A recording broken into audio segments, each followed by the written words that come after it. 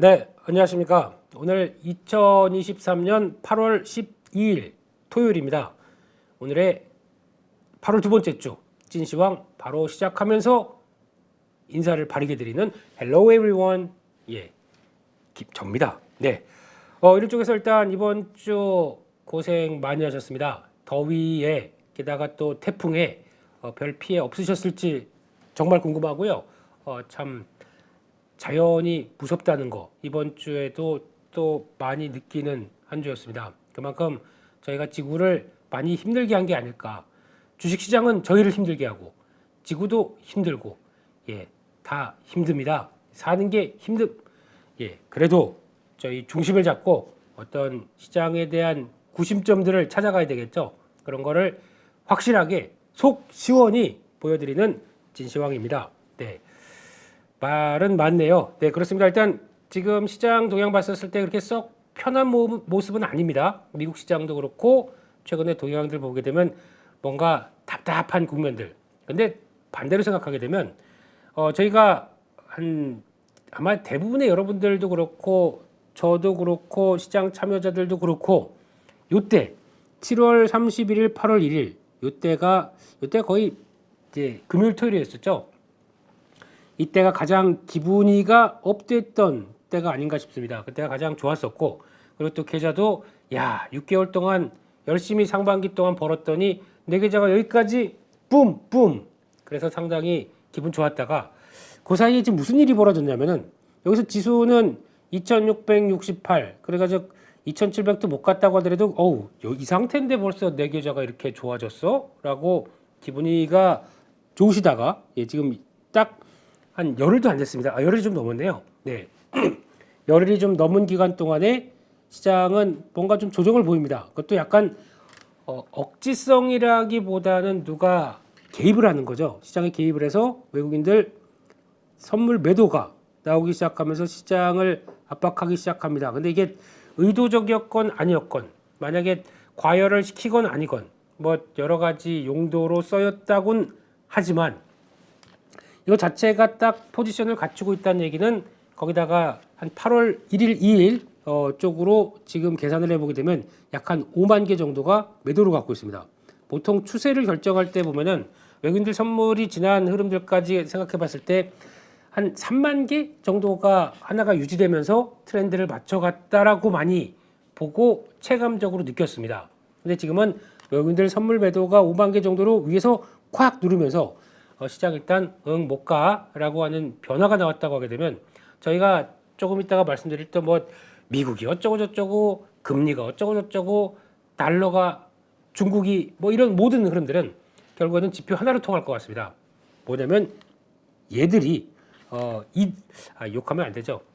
이분들이 어느 정도 변화가 나오기 시작을 해야 그런 거 좀 끝났고 다시 돌아가겠구나라고 생각을 하면 되겠죠. 그럼 저희가 지표로 삼을 거는 이쪽에서 과하게 생각보다 많이 콱 하고 들어왔던 선물 매도가 어떻게 시장에서 정리되면서 흐름들이 나오는지. 그러니까 나머지 쭉 말씀드려봐야 머리만 아프고 또 매크로 환경 다시 공부해야 돼 이렇게 나오실지 모르겠지만 핵심은 이거 하나로 정리할 수 있을 것 같습니다. 그러면 이게 풀려야 나머지도 누구보다 솔직히 5만 개면 돈이 얼마입니까? 근데 물론 이거는 외국인들은 그 동향들 볼 때 선물 매수 매도 다 보는 거 중요하고 특히 선물 매도는 증권방송이나 다른 분들이 어떻게 표현하실지 모르겠지만 이거는 금액으로 보시면 안 됩니다. 금액은 수량하고 금액단을 같이 곱하다 보니까 약간 왜곡이 납니다.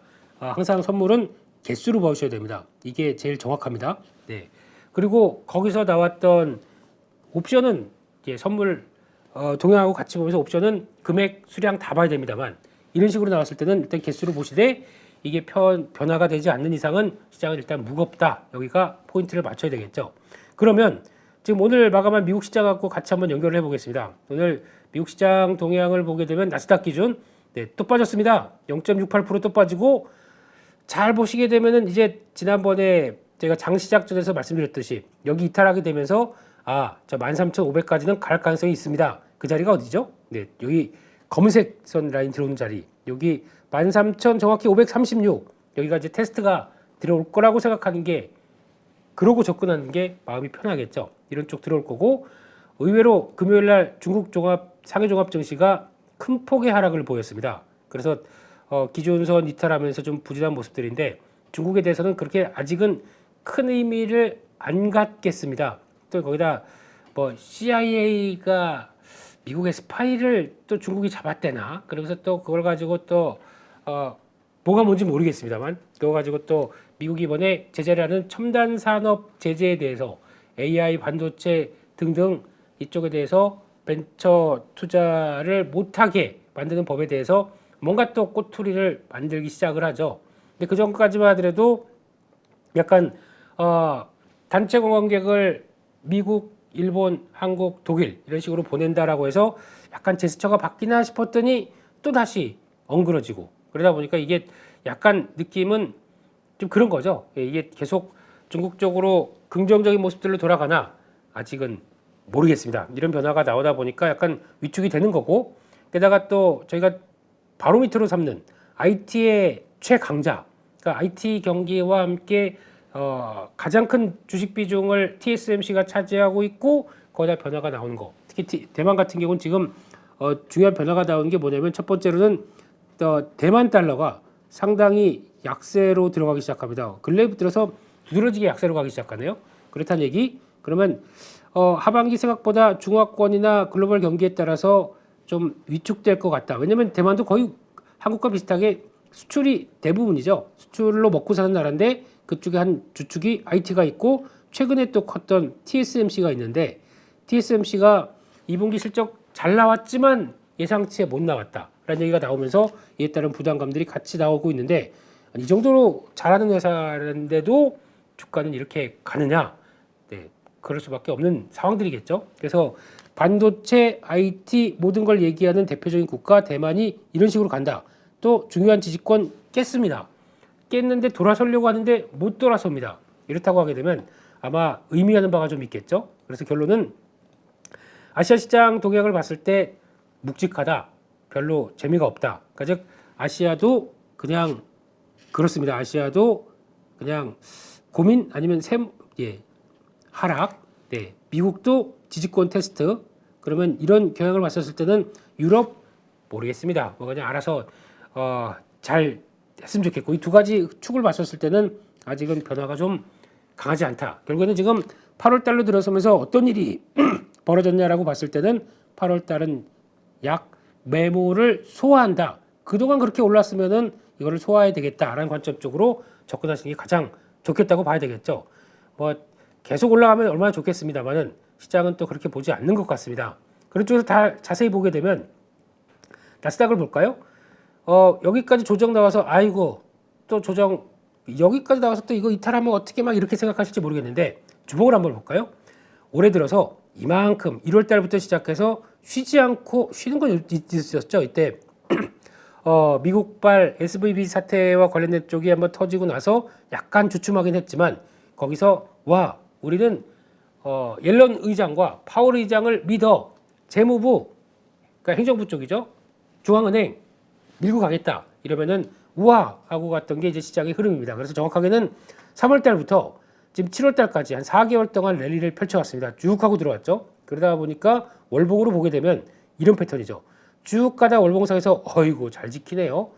이 검은색 선의 의미 이제 좀 아시겠죠? 네, 이제 많이 써서 이제 전파를 시키는 그런 단계인데 여기 딱 들어오더니 쭉 하고 들어오기 시작합니다. 그래서 들어오는데 좀 어떤 저항대가 이제 맞물리기 시작하는 거죠.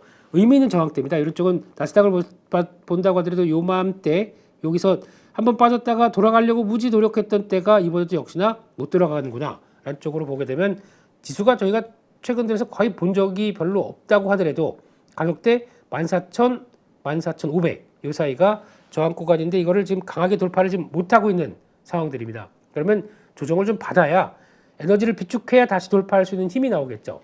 그런 과정이 빠르면 8월, 좀 더 늦어지면 9월까지는 이렇게 나오겠구나 라고 생각하는 게 좋고 만약에 두어 달 이런 식으로 나왔다. 10월 달은 어떻게 될까요? 네. 네. 그렇게 되길 적어도 한 9월이나 10월 달 저희가 이제 보통 추석 때 들어가고 그러면 대한민국 증시는 거의 휴장입니다. 그 말 그대로 연휴가 있어서 휴장이 아니라 시장 자체가 약간 돈 빼고 뭐 약간 그런 분위기 때문에 원체적으로 약했던 시기입니다. 그럼에도 불구하고 미리 조정을 받아놓는다. 그런 상황 쪽에서 추석을 맞이한다. 그러면 오히려 이번 추석은 생각보다 좀 나쁘지는 않지 않을까요라는 생각도 잠깐 해보면서 그거는 추후적인 흐름들에 따라 달렸겠죠. 결론은 많이 올랐기 때문에 소화를 해야 다음으로 간다. 이렇게 보시는 게 가장 적합한 표현이 아닌가 싶습니다. 그래서 연봉으로 봐도 그렇습니다. 한 40% 가까이 빠지고 거기서 저점 대비해서 38% 오르고 고점까지 이런 변동성도 크지만 어느 정도 소화해 나가고 움직이는 이런 어떤 미국 시장의 동향을 봤을 때는 포인트 자체로는 회복이란 때 포인트를 맞추지만 매물도 소화해야 된다. 이런 쪽의 관점으로 보셨으면 좋겠습니다. 그런 쪽으로 봤을 때 하나 조금 더 면밀하게 체크를 해볼까요? 이게 지금 달러입니다. 지금 아마 지금부터 체크해야 될 매크로 변수 중에서 여러 가지가 있겠지만 아까 국내 시장 쪽에서는 외국인들 선물을 말씀드렸는데 지금 중요한 거는 달러가 어떻게 변하느냐. 물론 지금 달러의 강세보다 여타 통화국들의 민감도, 그러니까 즉 베타라고 해서 민감도는 훨씬 셉니다. 달러가 조금만 강세로 가도 여타 통화들은 약세폭이 이만큼 커지는 이런 흐름으로 보시면 될 것 같고요. 그만큼 뭔가 바스락바스락한 느낌이죠. 그런 쪽에서 하나의 중심이었던 G2 중에서 중국들이 흔들리다 보니까 거기 영향을 받는 국가들은 이런 식으로 반응을 합니다. 달러 강합니다. 원래는 추세가 이 정도쯤 돼서 여기서 저항 받겠지. 그래서 여기서 나오는 변곡점마다 여기서 다시 꺾이겠지. 한 102.5 가게 되면 꺾일 거야 라고 했는데 쭉 하고 최근 들어 변화가 나오기 시작하죠. 끌어올립니다. 끌어올려. 그리고 좋은 거 아닙니다만 저항선 돌파 이렇게 나오기 시작합니다. 이거는 변화가 달러가 강하겠다라는 얘기에 좀 반증이라고 봐야 되겠습니다. 물론 거래가 좀 약하긴 하지만 추세적으로는 강세 쪽에 돌파가 시도가 되면 다음 저항 때 한 103대 넘어서 이 정도까지는 또 103대 부근 정도는 이상으로 또 갈 듯 말 듯 하게 되면 달러는 강세다라고 봐야 될 것 같고요. 그렇게 되면은 여타 통화들은 어떻게 되겠습니까? 지금 여기 환율로 보게 되면 한국 쪽의 환율이 지금 보니까 달러 원을 보게 되면 1330원까지 돌파합니다. 지금 직전 고점 넘어갔습니다. 그럼 저희가 고점이라고 하는 1340원대 여기를 또 시도할 수 있는 자리까지 빠르게 들어왔습니다. 이러면 주식시장에 도움이 될까요? 안 될까요? 안 되겠죠. 지금 약간 불안한 마음들, 불안한 눈빛과 그걸 바라보는 이런 쪽에서 지금 또 그나마 위안화를 볼까요? 달러 위안도 마찬가지로 지난번 고점 때 7.25 이 정도가 지금 바싹 다가서기 시작하면서 돌파 시도를 하고 있습니다. 그러면 위안화도 약세, 원화도 약세. 그나마 조금 난 게 달러 엔화라고 봐야 될 것 같고 엔화도 그나마 그냥 기존에 가던 길을 가겠다라는 쪽으로는 보여지고 있지만 그래도 어떤 중심을 잡아주는 쪽은 아니겠죠. 그래서 역시나 약하다라는 쪽으로 보게 되면 여타 통화들이 다 이렇습니다. 그럼 달러가 강세가 멈춰줘야 되겠죠. 그 끝이 어디겠느냐라고 하면 뭐 여러 가지는 해석할 수 있겠지만 거기다 또 하나가 체크해야 될 게 금리입니다. 금리 관련된 쪽에서 미국의 10년물 국채 금리를 기준으로 보겠습니다. 뭐 단기물을 봐야 된다. 뭐 무슨 3년물과 2년물과 10년물의 크로스를 봐야 된다. 여러 가지는 있겠지만 다 됐고 저희는 채권 전문가가 아니기 때문에 추이만 한번 보겠습니다. 이런 상황 쪽에서 채권이 지금 지난 고점 때 4.2대를 넘어가려고 막 시도하는 이런 상황 쪽에서 추세를 보게 되면 벌써 지난 봄쯤에 추세 만들어 놓고 지금 우상향 패턴입니다. 그러니까 즉 10년물짜리도 상승을 하는데 실세금리 맞춰서 한때는 그랬었죠. 이게 생각보다 한 4%대 밑으로 한 3. 그때 많이 움직였던 단위가 여기입니다. 3.7, 3.8 여기서 왔다 갔다 하게 되면 이 정도로 금리 인상이 들어가도 어차피 내년 가서 좀 여차하면 금리 내릴 거고 여기는 이제 거의 고점이겠어라고 하다 보니까 여기서 버텼다가 지금 약간 구조적인 변화가 나오기 시작하는 거죠. 그게 뭐냐면은 일단 가장 첫 번째로 미국의 채권의 물량들이 많아지기 시작합니다. 발행 물량들이. 왜냐하면 이거는 미국은 안 그래도 거의 뭐 재정은 그렇게 털털 털린 국가라고 봐야 되겠죠. 탈탈 약한 취약한 이런 국가 쪽에서 이걸 계속 발행해야 이자 내고 또 정부 운영하고 이렇게 살아가는 국가입니다. 그런데 지금 지난번에 7천억 달러 정도면 될 줄 알았던 채권이 이 정도의 발행이 1조 달러까지 늘립니다. 안 되겠어. 좀 더 늘려야 되겠습니다. 가게 되면은 물량이 많아집니다. 공급이 늘어나면 채권 가격은 떨어지고 금리는 올라갑니다. 이런 현상이 나오는 거죠. 근데 여기서 계속 자극하는 것 중에 하나는 그러면 이렇게 1조 달러까지 들어오는데 이거를 누가 사줄까에 대한 의문들. 네. 사줄 사람이 있어야겠죠. 지금까지는 중국이 열심히 사줘서 하나의 역할을 해줬고 일본도 많이 역할을 했던 대표적인 국가들인데 최근에 사정이 또 그렇지가 않습니다. 중국은 삐졌죠. 지금 중국은 오히려 웬만하면 팔려고 하고 있는 입장이고 일본도 예전만큼 못 사. 여력이 안 돼요. 우리 채권 매입하는 것도 힘들어요. 이러고 있다 보니까 이쪽에서 지금 제대로 소화를 못하게 되면 오히려 공급이 더 늘어나는 꼴이 되겠죠. 그러면 금리를 자극하는 현상. 이게 이런 변화라고 봐야 될 것 같습니다. 그러면 여기서 조금 더 나아가서 물론 이제 금리가 추가적으로 더 올릴 거라고 하는 연준의 시그널이나 여러 가지 변화가 나왔었을 때 거기에 촉발이 된다고 하더라도 여기서 이제 또 변화가 될 거는 8월 말, 네, 8월 24일, 8월 말에 잭슨홀 미팅 쪽에서 작년에는 그렇게 시장에 대해서 벌벌 떠는 얘기를 했더니 지금은 만약에 연준 의장이 다 됐다. 일단은 물가가 안정적인 거 보니까 약간 톤을 낮추는 목소리가 나오기 시작을 해야 변화 요인들이 나올 수가 있겠죠. 연준의 의도를 알 수가 있겠죠. 이번에는 어떤 식으로 나오느냐. 그리고 또 그렇다고 해서 지금 물가가 아직 확 잡혔다고 보지 않는 입장 쪽에서 목표치 2%대 인플레이션을 추구하는 입장 쪽에서 그렇다고 톤을 확 바꾸기도 어렵습니다. 계속 우리는 바꾼 거 없어 지표 의존적이지만 여전히 한동안 고금리로 갈 수 있어 이런 식으로 막 던지겠죠. 그래서 압박을 하는데 그 뉘앙스 자체가 약간 금리가 다 왔어라고 하는 부분들을 좀 보여주기 시작한다라고 했을 때는 시장의 반응은 그때 달라질 수 있기 때문에 지금은 이때의 반응들과 나머지 지표들 체크하는 것밖에 없겠죠. 결론적으로는 지금 첫째, 달러는 강합니다. 채권은 금리가 올라갑니다. 이런 쪽으로 봤었을 때 이게 지금 과연 시장에서 대응할 수 있는 여력들은 거기다가 미국 시장은 주식은 약합니다. 이게 지금 큰 매크로의 변화거든요. 이걸 봤을 때 지금 저희가 할 수 있는 일은 조정폭이 어디서 마감되고 언제 어떻게 어느 정도 턴을 할지 이 자리를 지켜보는 게 제일 중요하겠죠. 그러면 이런 걸 가지고 그러면은 시간이 조금 더 걸리겠네. 할 수 있는 방법이 뭡니까? 일단 첫째, 지금 계좌를 가지고 보시면서 고민을 많이 하신다고 하게 되면 첫째 지금 시장에 대해서 고민할 필요가 있는 게 내가 갖고 있는 포트폴리오로 시장 조정이 나와도 충분히 대응할 수 있겠느냐라고 하는 포트폴리오 점검이 필요합니다. 뭔 소리죠? 포트폴리오 점검 이게 필요합니다.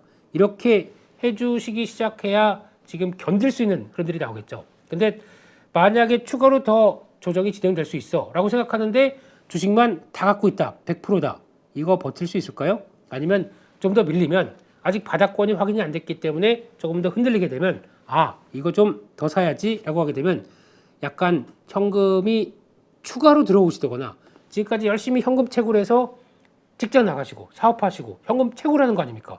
이걸 통해서 차라리 현금을 좀 확보를 추가로 플러스를 알파를 하시거나 안 되겠다. 그거 나 없어. 지금 나 먹고 살기도 바쁜데 무슨 주식이야 라고 했다가 있는 것만 할게. 그러면 있는 거 하는 거라도 요거는 낮춰주시는 게 좋습니다. 최소 10에서 10% 정도 이상은 한번 해주셔야 주가가 추가로 흔들렸을 때 제가 아무리 강세장이라고 하더라도 포트에 현금 10% 없으면은 그거는 저는 개인적으로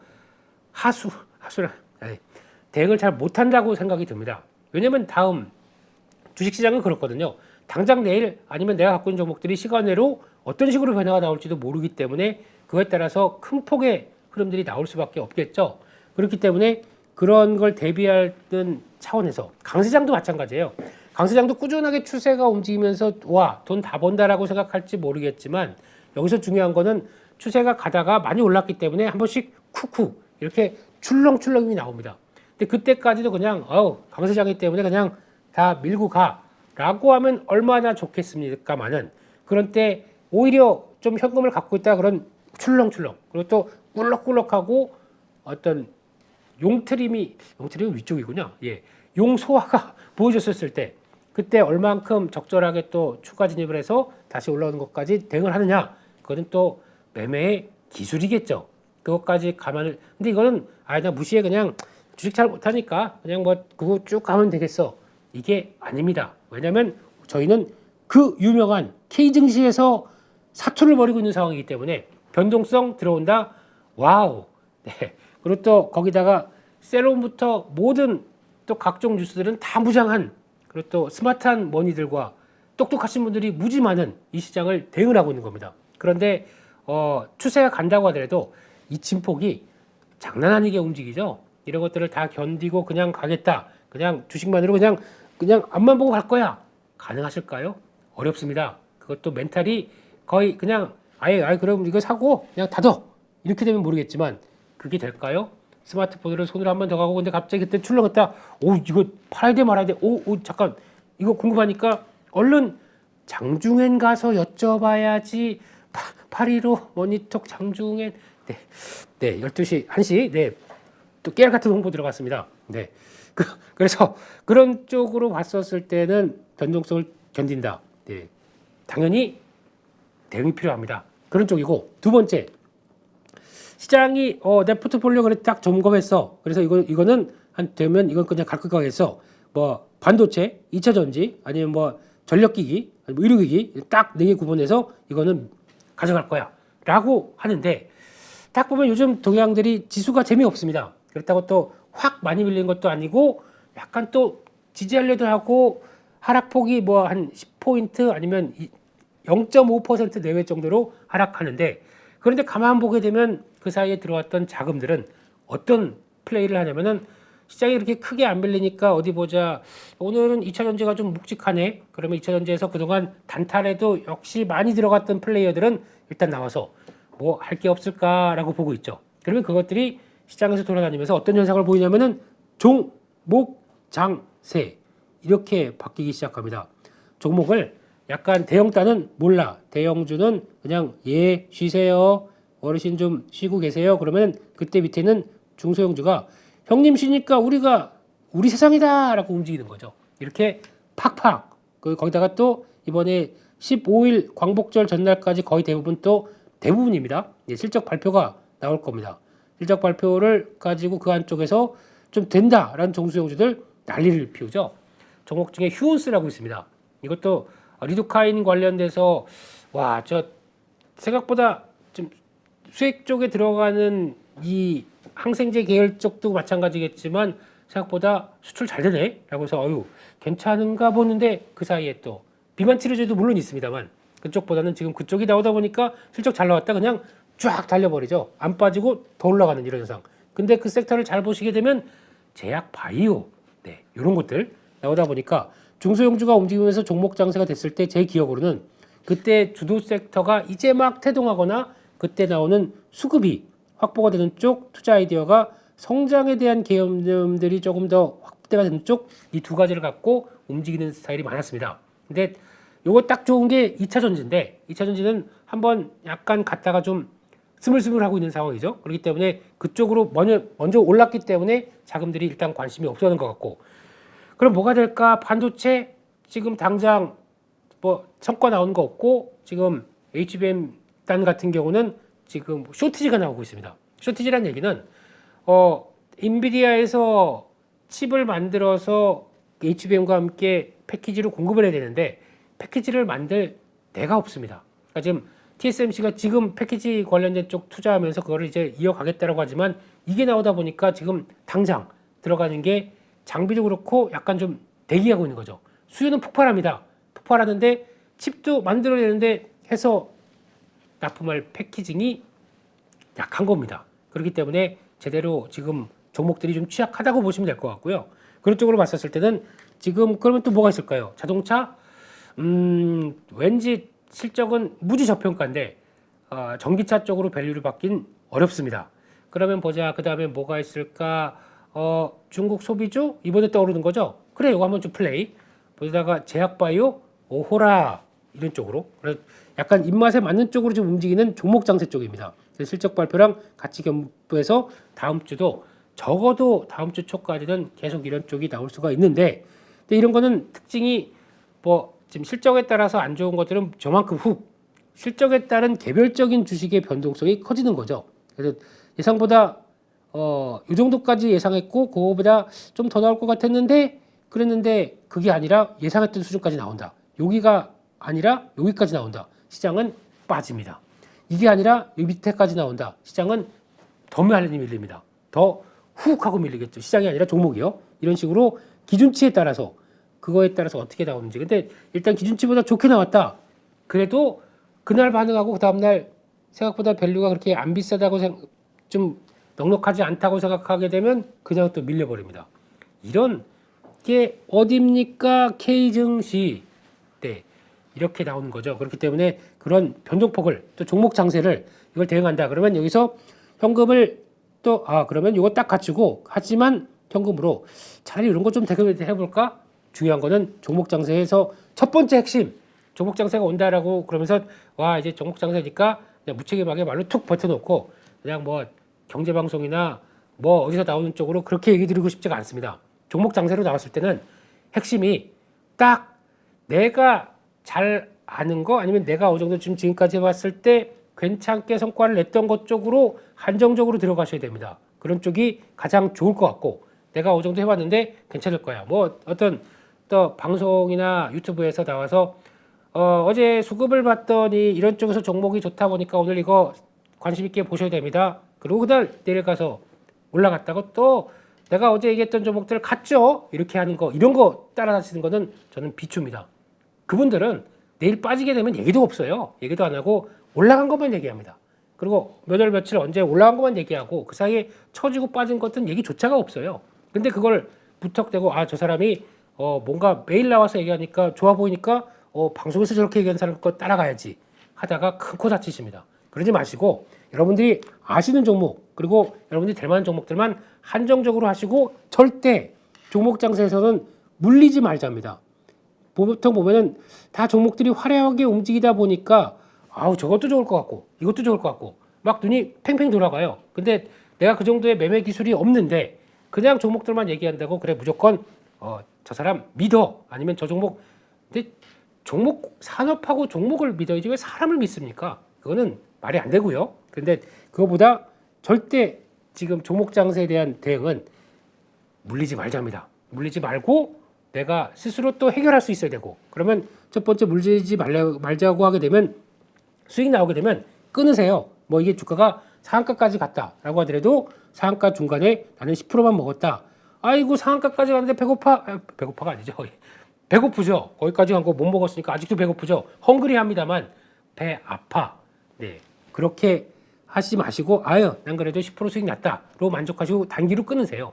아니면 이게 또 생각보다 또 이거 간다고 관심 좀 보이고 내일 분명히 어쩌고 저쩌고 얘기를 하는데 그러다가 주가는 반대로 갑니다. 근데 반대로 갔었을 때 뭐 얼마에 손절하세요, 뭐 어떻게 하세요 이런 얘기 전혀 알 수가 없는 상황 쪽에서 그러면 그런 기술적인 관점이나 매매에 대한 나의 대응이 전혀 없다고 하게 되면 그냥 샀다가 하락하게 되면 뭐야? 라고 괜히 나만 바보가 될 수가 있는 거죠. 그렇기 때문에 이렇게 하시면 안 됩니다. 이렇게 하시지 말고 일단 자신 없으면 종목 장세가 갈 거로 보고 여기서 뭐 주식을 한 10% 현금을 만들어냈다가 이걸 가지고 짧게 종목 장세로 치는데 물리면 안 됩니다. 그래서 이게 크게 물리면 안 되다 보니까 차라리 그러면 보던 게 좋다고 얘기를 했는데 밑으로 내려간다 그러면 내가 보는 손절가 한 3%, 5% 마이너스권 되면 아니다. 이건 아닌 것 같아. 정리해야 됩니다. 차라리 다른 종목들을 찾든가 아니면은 시장의 기존의 내 포트에 집중하든가 현금 두고 내 포트가 추가로 밀렸을 때 그거를 조금 더 사가는 전략 이게 더 낫지 않을까요? 그렇기 때문에 그런 것도 참고하시면서 지금 말은 저희가 종목 장세라고 화려하게 할 수는 있겠지만 결국에는 종목 장세가 끝나고 다음으로 넘어갔을 때는 오히려 처참해집니다. 아, 종목 장세라고 따라다녔지만 말도 안 되고, 그렇게 된다고 관심 종목 이거 꼭 보시라고 했던 사람은 말도 없고 어디다 얘기도 없고, 이렇게 되면 그거는 아니거든요. 그렇기 때문에 제 자산은 제가 지켜야 됩니다. 그리고 다 이런 얘기 드리기 전에 여러분들이 더 잘하실 줄 알겠지만, 제가 꼭 느끼고 싶은 건, 말씀드리고 싶은 거는, 저희가 공부를 하는데 첫 번째는 산업 분석도 하겠지만, 그 다음에는 중요한 거는 기업도 펀더멘탈도 체크해야 되면서 기업 내용들도 보아야 되겠지만, 세 번째는 기술적 분석도 하실 줄 아셔야 됩니다. 이걸 가지고 뭐 누가 보니까 뭐 차트 엄청나게 이쁘게 그리고 뭐 엘리어트 파동 이론, 아니면 볼린저 밴드 뭐 막 밴드 보고, 우리 볼린저 밴드의 달인은 장중엔 해 이성웅 이사 같지 않습니까? 네, 그렇게 딱 보면서 이런 거 갖춰 맞춰가고 하는 어떤 것들은 좋습니다. 근데 나의 맞는 기술적 분석 그래도 하나 정도는 갖고 계셔야 됩니다. 그래야 내 판단이거든요. 누가 뭐라고 했던 간에 나는 이거 진짜 갑니다, 정말 좋습니다라고 한다고 하더라도 내가 보기에는 내 기준이 이탈했습니다. 그러면 그 사람 말을 듣고 그냥 버틸까요? 내 판단에 따라서 손절해야 될까요? 네, 결과는 여러분들은 여러분 겁니다. 그렇기 때문에 그런 판단과 결정을 어느 정도 할 수 있는, 도움을 줄 수 있는 정도, 이거는 갖고 계셔야 되겠죠. 그래서 이거는 조금씩 더 챙겨 놓으셔야 됩니다. 특히 이런 조정장이나 아니면 추세가 갔다가 변동이 큰 장에서는 꼭 장착하신 분과 안 하신 분의 차이가 무지 큽니다. 그렇기 때문에 그런 거 보시는데, 이거를 그렇다고 그러면 지금부터 기술적 분석 어떻게 공부해요? 막 어려워요. 그러는데 원래 어렵습니다. 그리고 잘 안 맞습니다. 하지만 나의 원칙입니다. 원칙이기 때문에 이 정도에서는 하고, 이럴 때는 나 더 물린다고 하더라도 내가 사고 할 수 있는 판단의 근거가 있어야 되겠죠. 그거를 꼭 챙기시면서 보셨으면 좋겠습니다. 그래서 거기까지 한번 말씀드렸고요. 그래서 지금 일단 시장에서 주도 섹터는 일단 적어 놓은 게 이렇게까지 되어 있습니다. 여기서 이제 반도체 무겁죠. 2차 전지 무겁죠. 약간 경기 민감 쪽 조선 약간 뚱하죠. 삼성중공업 빼고는 좀 그렇죠. 전력기기는 여전히 좋습니다. 좋은데 이번에 실적 발표하면서 다 한번 레벨업을 시작하는 건데, 약간 따라가지 마세요. 이거 항상 눌렸을 때 사야 되겠죠. 건설기계 네, 자꾸 끙끙대서 죄송합니다. 지금 뭘 안 보여줘요. 네, 이런 쪽인데 이것도 약간 부담은 가지만 여전히 변화 나오게 되면 레벨업 할 수 있기 때문에 그렇고, 엔터 네, JYP 실적 발표하고 거의 시간으로 뭐 거의 하한가 들어갔듯이. 근데 이걸 잘 보시게 되면 어차피 K 증시입니다. 만약에 저게 시장에서 예상했던 영업이익 2분기 500억대 넘었어도 아마 한 4, 5% 빠졌을 겁니다. 근데 거기다가 일회성 비용 반영하고도 그 정도까지 밀린다. 참 더티하죠. 네, 일단 이것도 하지만 추세가 바뀐 거 없습니다. 이런 물량들 나오는 거 다음 주 초에 가서는 더 추매 가능할 자리 봐야 되겠죠. 그런 걸 위해서 기술적 분석이 필요한 거죠. 이 정도쯤에는 더 사야 돼. 아니야, 그 다음 자리는 여기 있어. 이런 걸 보여주는, 네, 뭐 그냥 제 기술적 분석은 다 아시리라고 보고, 네, 그렇게 보셨으면 좋겠고, 제약바이오 와우 이렇게 되면 아마 그나마 지금 탄력받는 쪽이 이쪽이 좀 강할 겁니다. 그래서 지금 말씀드렸던 하고 했던 섹터들, 이거는 하고 했던 섹터는 지금 당장은 좀 어렵겠죠. 그런데 말씀드렸듯이 그럼 이렇게 해서 지금 강한 쪽이 이쪽이고, 또 중국 소비주가 좀 강하다 보니까, 그러면 최근에 강한 섹터들이 이쪽으로 갔었을 때 결론은, 나는 이런 쪽에서 나오는 새로운 종목들 가지고 종목 대응이 가능하겠느냐. 현금을 10%를 갖고 있다. 그러면 이쪽으로 가서 종목 장세로 대응을 할 것이냐, 아니면 아니야, 이쪽으로 그냥 너무 빠르게 움직이고 나 자신 없어, 못해, 그러면 이쪽으로 가겠어. 그러면 하락하는 거 봤다가, 여기서 중요한 건 이제 기술적 분석이 여기 딱 들어가죠. 이쪽으로 가서 이 정도쯤 밀린 것 같은 경우는 차라리 조금 사보고, 언제까지 조정이 나올지 모르니까 이것도 조금 사보고 해서 약간 맞춰가는 것도 하나의 대응이기 때문에, 이런 식으로 고민을, 내가 어느 쪽으로 갈까? 근데 중요한 건 현금이 좀 있으셔야 됩니다. 그렇게 보시면서 돼가는 게 제일 좋지 않나 생각됩니다. 그래서 지금 일단 중국 관련된 동향들 몇 차례 계속 말씀드리는데, 또 하나 잠깐 볼까요?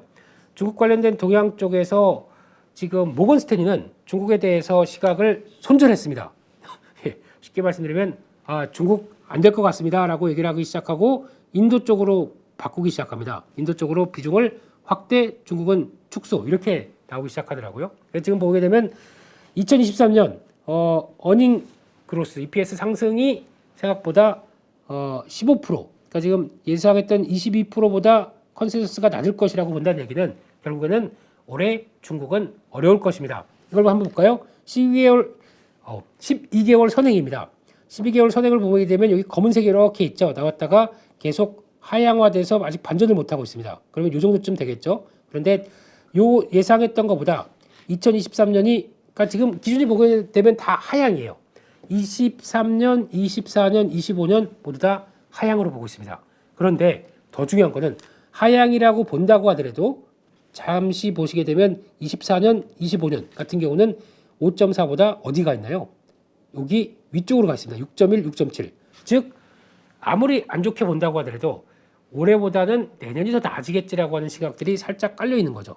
그렇기 때문에 올해는 중국은 어려울 것 같아라고 본다고 하더라도 지금 분위기는 약간 중국 인도 쪽으로 넘어간다고 하더라도 결국에는 그쪽 어떤 변화가 나오지 않을까라는 내심 기대는 하고 있는 것 같아요. 그런 쪽에서 아마 지금 말하고 있는 의미는 내년과 내후년 쪽은 그나마 올해보다 낫지 않나라는 쪽에 그러니까 즉 이거는 연간을 개별적인 단위로 본 거고 연간 단위로 라인으로 만들어 보게 되면은 올해보다 내년에 쪽의 폭이 좀 더 커지지 않겠느냐라는 걸 암시를 하고 있는 거겠죠. 그래서 EPS 성장률에 따라서는 바뀔 수가 있겠지만 여전히 내년을 바라보는 쪽은 꺾이긴 꺾였는데 추세 자체는 완전히 꺾이지 않았다. 그러면 이렇게 돌아가는 추세겠죠. 이런 쪽이 변화가 나오고 있다는 점 이것도 한번 지켜보시되 하나 또 중요하게 봐야 될 것 중에 하나가 지금 중국에 또 하나 자꾸 중국 지표 보여드려서 죄송합니다. 중국이 움직여야 저희는 수출과 관련된 쪽 지표들 물론 예전보다 많이 줄었습니다만 지표들의 단들이 변하기 시작하니까 이렇게 말씀을 드리는 겁니다. 중국 CPI 쪽에서 중국은 PPI가 중요하다고 얘기를 하죠. 근데 그 중에서 CPI 쪽에 서비스를 한번 띄워봤습니다. 서비스가 마찬가지로 왜 서비스를 보느냐? 부동산이죠. 이쪽에 대한 변화까지 같이 하면서 부동산 관련된 서비스의 변화까지 다 이루어지게 되면 혹시나 일반 서비스도 있겠지만 이쪽과 같이 연결시켜 봤을 때 조금 변화가 나오는 것 중에 하나가 서비스 쪽의 변화가 살짝 MOM 전달 대비 전년 동기 대비 변화가 나오기 시작합니다. 물론 긍정적으로 보려고 하는 지표를 찾다 보니까 여기까지 온지 몰라도 이게 또 나오는 변화가 이번에 단체 관광객들을 밖으로 보내기 시작하면서 소비단의 변화를 어느 정도 좀 견고했던 걸 깨려고 하는 모습들. 중국은 아직까지 그렇대요. 지금 역병이나 질병이 크게 돈 다음에는 사람들의 심리가 그렇죠. 아이고 다음에 또 이런 거 벌어질 수 있을 거야. 그럴 때 내가 돈이 없으면 안 되겠지. 그러면서 돈을 무조건 끌어모으고 있답니다. 안 쓴대요 잘. 중국 정부가 아무리 소비 쿠폰 주고 부동산 대책을 완화시키려고 해서 기존에 부동산은 투기 대상이 아니다라는 문구까지 빼버리면서 투기하셔도 돼요 라고 얘기하지만 전혀 안 움직이고 있거든요. 그런 걸 뭐 하나씩 깨야 되다 보니까 그 중에 하나가 중국의 단체 관광객을 이거라도 보내면서 그들한테는 명분을 쌓을 수 있고 우리는 내수주 소비에 약간 더 도움이 될 수 있고 이런 쪽으로 나왔던 게 하나의 전략이 아니었나라고 추정하고 있습니다. 그런 쪽으로 봤을 때 앞으로 이런 쪽에서 소비 심리나 이런 단들이 변화가 오기 시작하는 흐름들도 하나가 들어오는지 이것도 좀 체크를 해야 되겠죠. 게다가 중국과 미국의 제조업 지표입니다. 중국은 차이신 제조업 지표, 미국은 ISM 제조업 지표. 이거를 왜 같이 비교를 하냐면은 이래서 지금 반도체가 못 갑니다 라고 말씀드리는 이유입니다. 보통 보면 2014, 2015년도 지금 이게 파란색이 중국입니다. 하향되고 있었을 때 미국도 하향되고 있었을 때 이때 엉망이었죠. 반도체 경기 엉망이었습니다. 그리고 재미없었습니다. 근데 그러다가 어느 정도 바닥을 확인하고 이건 쌍바닥 턴하기 시작했던 이때 정확하게 2016년, 2017년도 넘어가면서 우상하기 시작합니다. 지금 차이신 제조업 지표 쭉 ISM 제조업 지표 쭉 이게 어디까지 갔냐면은 2016년도부터 2018년도 중반까지 갔습니다. 요 2년 동안 이때 무슨 일이 벌어졌죠? 반도체 호황 여기서 벌어진 거죠. 반도체 호황이 나오면서 그때 2017, 18 사이클이 쭉 올라오면서 그때 대표적인 SK하이닉스, 삼성전자 날라다녔죠. 그때 제가 알기로는 메모리 반도체 쪽의 장비단들 하이닉스가 움직인 것보다 그게 2배가 더 나더라고요. 그러다 보니까 이때 호황. 반대로 이때는 꺾여 내려가기 시작합니다. 이때가 무슨 변화가 있었냐면은 트럼프 대통령이 중국 견제, 무역 관세 나오다 보니까 쭉 밀렸죠. 안 좋았습니다. 그러다가 코로나 터지고 다시 제조업 지표가 쫙 돌아가기 시작합니다. 두 국가 다. 이때 삼성전자, SK하이닉스 또 날라갔죠. 네, 그때가 만든 게 저희 1월달에 9만 전자, SK하이닉스 15만 닉스 이렇게 된 거지 않습니까? 그 뒤로 어떻게 나옵니까? 또 빠지죠.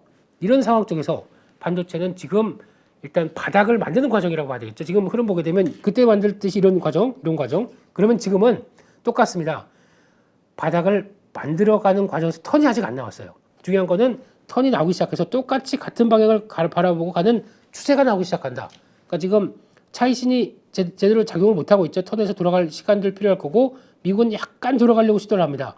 쌍바닥권에서 미국은 이런 거 쌍바닥 잘 만들더라고요. 네, 근데 그렇게 나와서 돌아간다. 중국이 턴하기 시작한다. 요게 빠르면 혹시 모르겠습니다. 어떻게 될지는. 네, 여기 턴하기 시작하는 게 확인되기 시작하게 되면 그때는 반도체가 어떻게 될까요?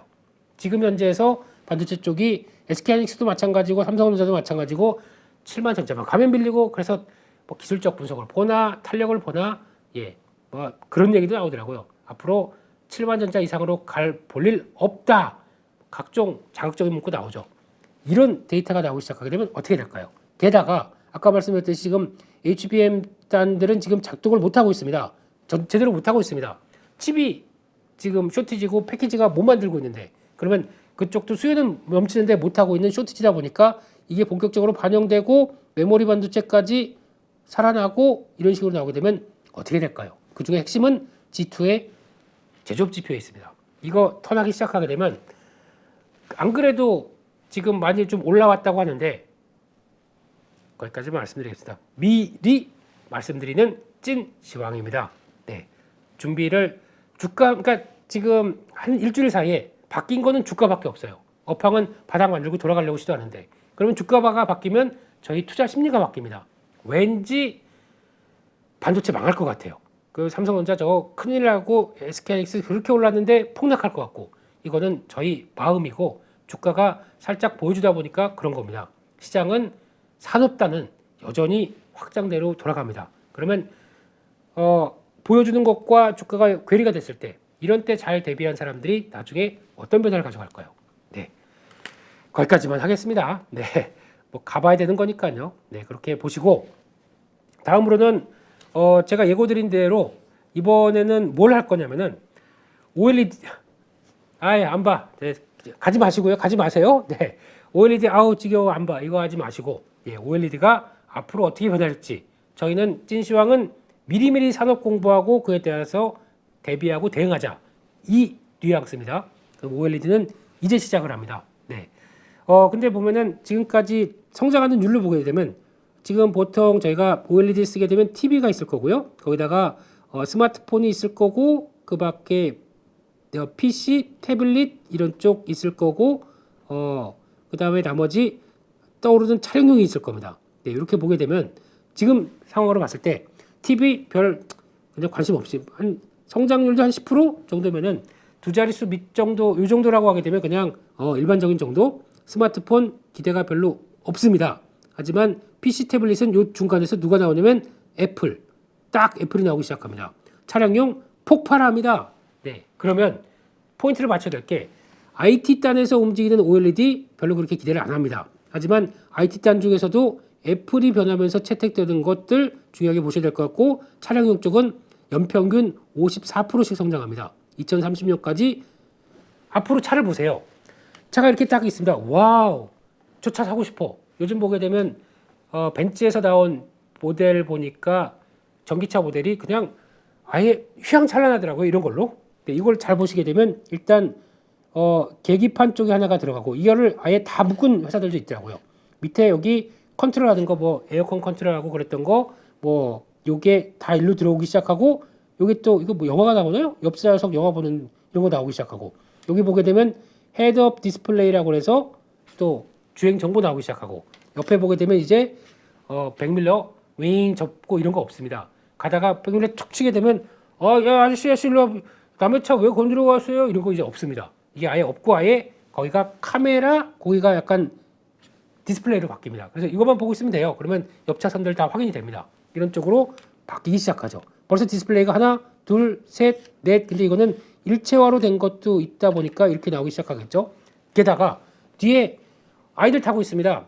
거기 또 그 RES라고 해서 백시트에 들어가는 그 디스플레이, 이것도 들어가기 시작하죠. 이렇게 되기 시작하게 되면 벌써 몇 개입니까? 디스플레이만 들어가는 게 벌써 몇 개로 들어가는지 확인되시겠죠. 이게 전기차가 커지고 자동차가 전장화가 되게 되면서 당연히 이쪽으로 바뀌는 상황들, 이게 폭발하겠죠. 차량용 이쪽은 계속 지켜보고, 거기 뭐랑 같이 끕니까? 카메라, 그리고 센서. 앞으로 이제 자율주행하게 되면 많이 자율주행 공부하셨죠? 네, 그와 같이 연결되는 이런 상황들 보게 되면 이게 바뀌는 첫 번째. 그리고 특히 스마트폰이 바뀐다, 태블릿이 바뀐다, 이거 그러니까 양적인 측면으로 보게 되면 화면이 그렇게 작은데 그게 어느 정도까지 차지하겠느냐, 변화가 되면서 초기에서 변하는 건 괜찮은데 TV 정도까지 맞먹을 수 있는 변화 아닐까요? 이 정도면 TV의 성장까지. 그러다 보니까 이렇게 나올 수 있는 거 앞으로 대기하라 라고 보시면 될 것 같고, 특히 애플에서도 보니까 아이패드 프로부터 2024년도 적용하기 시작하고, 게다가 애플 쪽에서 맥북 또 적용하기 시작하는 게 2024년도부터 적용하다 보니까 이 태블릿 쪽의 OLED가 확 크기 시작하는 5년이 2024년도, 거기다가 노트북 쪽은 맥북이 가세되기 시작하면서 들어오는 것도 2024년도, 내년부터가 가속화되기 시작합니다. 그러다 보니까 OLED 쪽 크긴 클 텐데 뭐 지금 당장은 별로 없으니까 라고 하지만, 내년에 다 가기 시작하게 되면 미리미리 이쪽은 산업이 확 커질 게 보여지기 시작하겠죠. 그럼 그때는 또 언제 그러냐는 듯이 또 이쪽 관련된 섹터가 시장에 주도를 할 수가 있기 때문에 그런 거는 미리미리 공부해 두자라고 말씀을 드리는 겁니다. 그렇게 보시고 다음으로 넘어가시게 되면 OLED 기술의 진화. 네, OLED가 지금 애플에 적용되고 차량용으로 적용될 때 어떤 식으로 바뀌는지를 설명을 해주고 있습니다. 지금부터 드리는 얘기는 문과가 한 1시간, 2시간 열심히 공부해서 나온 정도, 그렇게만 이해를 해주셨으면 좋겠습니다. 첫 번째, LPTO로 바뀝니다. 근데 이게 LPTO가 뭐냐면은 약자보다 더 중요한 게, 보통 OLED 회로를 보게 되면 스위칭 TFT, 구동 TFT라고 있습니다. 이게 뭐냐면 Thin Film Transistor, 이 안에도 트랜지스터 소자가 다 들어갑니다. 스위칭하는 게 필요하고 구동하는 게 자체가 필요하고, 이랬을 때 스위칭 쪽은 이거를 금속 산화물인 옥사이드로 대체합니다. 이 TO가 그 O입니다. 그렇게 되면 어떤 현상이 나오냐면은 전력을 낮춥니다. 명암비를 올립니다.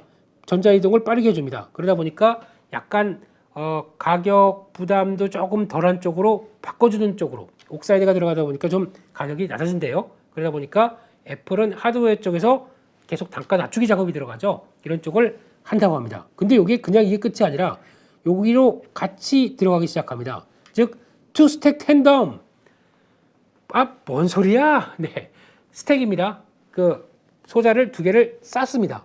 그러다 보니까 저희가 쌓는 거 되게 좋아하죠. 메모리 번지도 쭉 쌌더니 HBM이 나오고, OLED도 두 개를 쌌습니다. 그러면 두 개를 같이 올려서 하다 보니까 수명은 4배, 휘도는 2배 개선됩니다. 그렇게 됐을 때 근데 단점 하나가, 두 개를 쌌다 보니까 전력이 훨씬 더 많이 들어가요. 그거를 LPTO로 나오기 시작하면서 전력으로 보강합니다. 이렇게 나오기 시작하죠.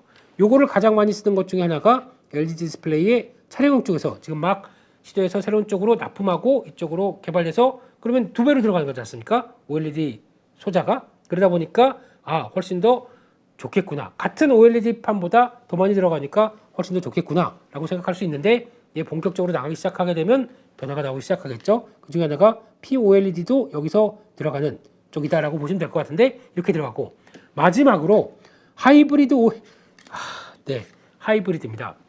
리지드, 딱딱한 겁니다. 플렉서블, 휩니다.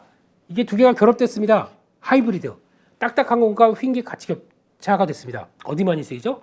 차량용 보게 되면 패널이 그냥 이렇게 딱 돼 있으면은 저 옆에 거는 안 보이지 않습니까? 근데 일체형으로 돼 있는데 딱딱하게 되면 운전한테 불편하겠죠. 이게 약간 곡선으로 이렇게 휘어줘야 되겠죠. 여기는 딱딱하다가 이렇게 휘어서 약간 물결 무늬처럼 이렇게 변하고 있는 이런 디스플레이. 그러면 이렇게 운전하다가도 편하게 볼 수 있고 한눈에 다 들어올 수 있는 이런 디스플레이. 이걸 하기 위해서는 약간 플렉서블도 중요하겠지만 거기 딱딱한 것과 이걸 같이 겹하는 부분이 나오겠죠. 그러다 보니까 하이브리드가 중요합니다. 하이브리드가 옛날에는 유리봉지, 유리기판 이런 식으로 갔다가 TF2라고 하는 방막봉지 쪽으로 갔다가 이게 PI 기판이 바뀌는 게 차이가 있죠. 왜냐면 유리는 구부러질 수가 없지 않습니까? 딱딱하죠. 그런데 거기다가 플라스틱 기판이 이게 결국에 그냥 플라스틱으로 얘기할게요. 폴리아미드라고 한다고 하더라도 그걸 들어가야 휠 수가 있는데 거기서 요거는 그대로 유리 기판을 두고 방막봉지만 두면서 나오는 요 상황들이 바뀌다 보니까 오히려 어떤 변화가 나오냐면 약간 두 가지의 강점, 즉 주름이 완화되는 것과 지금 플렉서블로 갔었을 때는 이제 주름이 약간 보이는 거를 이쪽으로 나오기 시작하면서 바뀌는 부분들이 나오면서 두께 얇아지고 비용도 절감되고 이런 걸 다 누리는 거죠. 그랬을 때 하이브리드는 앞으로 전장용 쪽에서 많이 쓸 것 같다라고 보시면 결론적으로는 그렇게 보세요. 그러면서 봉지층에 들어가는 거 뭐 그래서 그때와 다른 게 뭐 하고 이렇게 다 바뀔 수는 있겠지만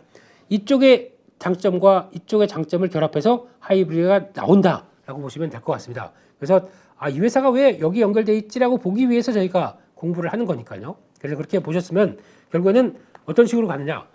OLED 밸류체인 쪽에서 이제 기억할 회사들과 흐름들은 삼성 디스플레이 향과 LG 디스플레이 향이 있는데 LG가 속도가 낮아야 이런 P&H 테크라는 회사 소재 쪽에서 강하겠죠. 지금 거의 완전 쳐져 있습니다. 이쪽도 마찬가지로 별 재미가 없습니다. 그런 쪽에서 쳐져 있죠. 근데 계속 준비를 하셔야 될 것 같고 특히 중요한 구동 쪽, DDI 쪽은 이번에 실적 안 나왔다고 또 패대기를 쳐버렸습니다. 이런 좋은 회사 변화는 앞으로는 기대를 할 수는 있는데 당장은 시간이 안 걸리겠죠. 내년까지를 보다 보니까 일단 대기 하고 있습니다. 이런 쪽에서 또 중요한 거는 삼성 디스플레이 8.7세대 투자가 이제 계속 진행이 되는데 바로 팍팍 예전처럼 우리 진행할 거야 가져와 장비 주세요 이런 식으로 하지가 않습니다. 조금씩 변화가 들어오기 시작하는데 그런 쪽에서 뭐 관련된 회사들 이쪽에 관련된 것들 쭉 보시되 노란색으로 친 회사가 하나가 있습니다. 네, 식각업체 쪽이죠. 캠트로닉스. 이거는 네, 애플의 삼성 디스플레이와 벌써 장비 증설을 2번 해서 성과를 나올 준비가 돼 있기 때문에 주가는 완전 소외.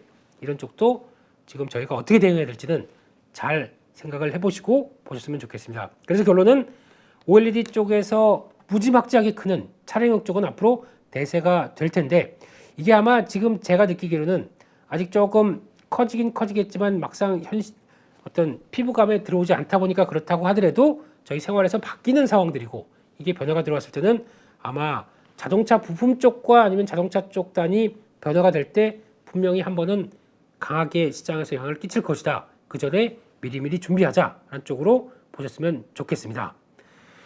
여기까지 해서 오늘 준비한 내용들 말씀을 드렸습니다. 오늘은 일단 시장에 대해서 걱정을 하는 것도 물론 계시겠지만 8월에 매물을 소화하는 과정들이 이어지고 있다는 데 대해서 그냥 열린 마음으로 시장의 색깔은 원래 이렇다라고 생각하시고 바라보시는 게 중요하지 않나 싶고요. 이럴 때 할 수 있는 대응 전략 2가지 큰 축으로 말씀드렸죠.